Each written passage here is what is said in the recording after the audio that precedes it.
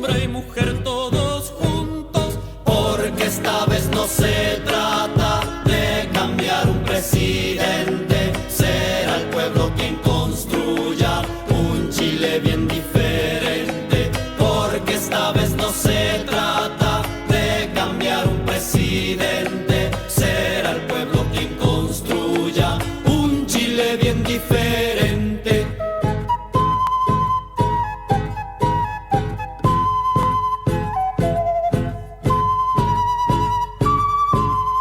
Todos vénganse a juntar, tenemos la puerta abierta y la unidad popular es para todo el que quiera. Echaremos fuera al yanqui y su lenguaje siniestro con la unidad popular. Ahora somos gobierno, porque esta vez no se trata de cambiar un presidente, será el pueblo quien construya un Chile bien diferente, porque esta vez no se trata de cambiar un presidente, será el pueblo quien construya un Chile bien diferente. La patria se verá grande con su tierra liberada, porque tenemos la llave, ahora la cosa marcha.